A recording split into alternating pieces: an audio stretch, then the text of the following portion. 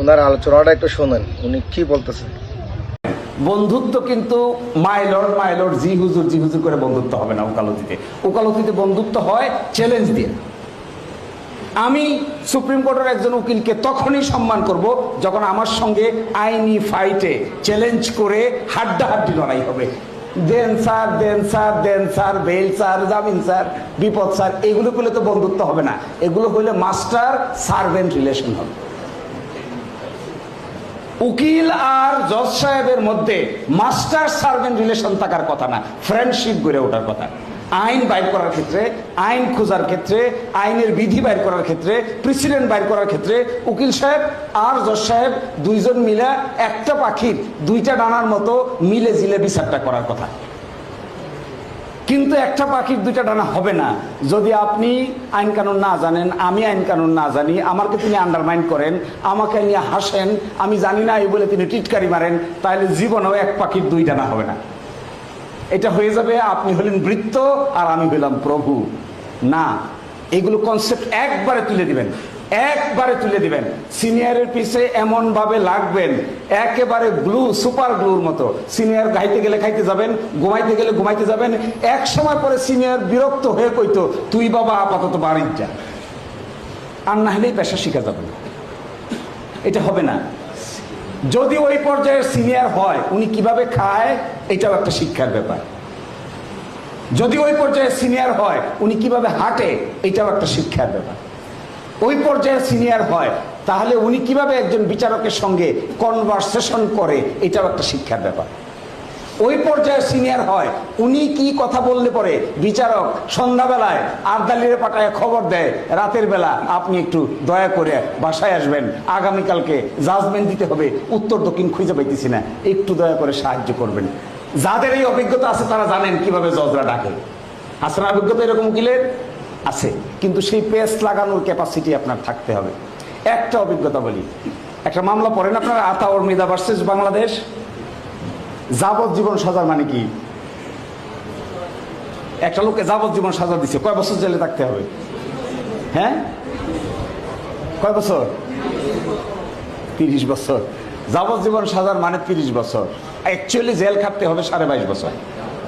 22.5 বছর জেল খাটলে পরে যাবজ্জীবন সাজার আসামিকে মুক্তি দিতে হবে।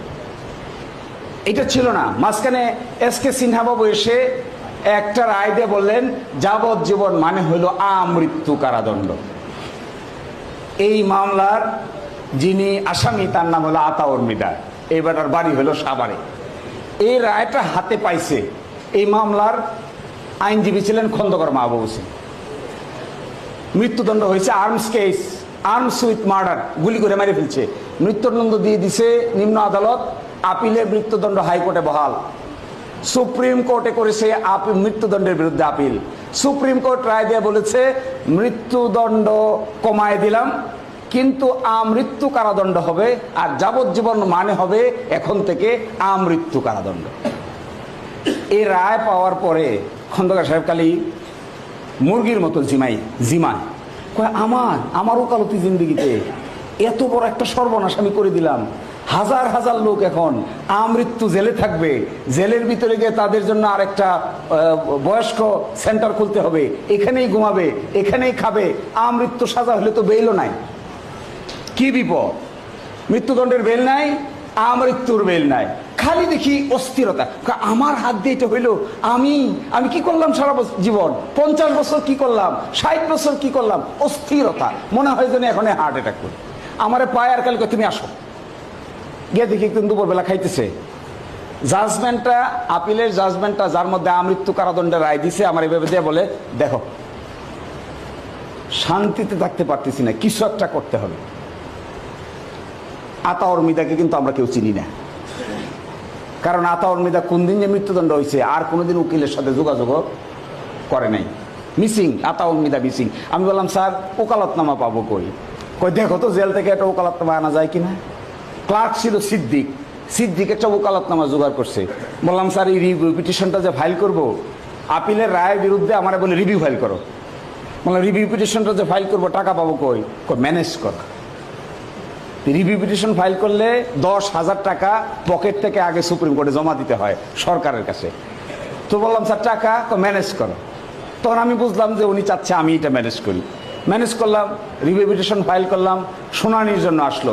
খালি আমারে বলে রিসার্চ করো, ইন্ডিয়া দেখো, পাকিস্তান দেখো, পৃথিবীর বিভিন্ন জায়গা দেখো, কিভাবে হবে একটা লোকের যাবজ্জীবন সাজা মানে আমৃত্যু, আর বেরোতে পারবে না, এর ভিতরেই থাকবে যতদিন পর্যন্ত মৃত্যু না হয়। এটা যাবে হলো হাইটা, বাইর হবে শুইয়া। হায় হায়, সুপ্রিম কোর্টে এই মামলা যখন শুনানি হলো তখন আমি আমেরিকায়। শুনানি শুরু হয়েছে, উনি আমাকে ফোন দিছে, আমি খালি গেছি আমার বাবা মার সঙ্গে দেখা করতে। আমার ফোন দিয়ে বলা হয় আগামী বৃহস্পতিবারের মধ্যে তুমি বাংলাদেশে আসো। বললাম স্যার আমি আসলাম তো মাত্র 10 দিন হয়েছে। কই না আসো, ওই শিশু সুলভ কথা, আসো আমেরিকা থেকে আসো। এটা এমন না যে আমি বগুড়া থেকে ঢাকায় চলে যাব, কই আমেরিকা থেকে আসো। তখন বুঝলাম যে ওনার এই কথাকে অমান্য করা আমার মতো জুনিয়রের পক্ষে সম্ভব না, দরকারও নাই, তাহলে উকালতি শিকার হবে না। আমি টিকিট কাটলাম, আমার ওয়াইফকে বাচ্চাকে রেখে মা বাবার কাছে আমি নিজে একটা টিকিটটাকে আগাইয়া বৃহস্পতিবারের ফ্লাইটে ঢাকায় আসলাম, শুক্রবারে ঢাকায় আসলাম, শনিবারে বাসায় গেলাম, রবিবারে মামলা শুনানি হবে। আমাকে বলে কি শুনানি করবো বলো দেখি, কিভাবে এর থেকে বাঁচা যাবে? আমি চাই না আমার হাত দিয়া লাখো লাখো হাজার হাজার ভবিষ্যতে যত মানুষ আসবে তারা আমৃত্যু কারাগারে থাকবে, এটা আমি কোনোদিন চাই না। এই জন্য কি করতে হবে? বললাম যে স্যার তাহলে দেখি। প্রাথমিক রিসার্চ করে বুঝলাম যে বাংলাদেশ পিসিতে দেখবেন 35A নামে একটা ধারা আছে, যেখানে বলা আছে যে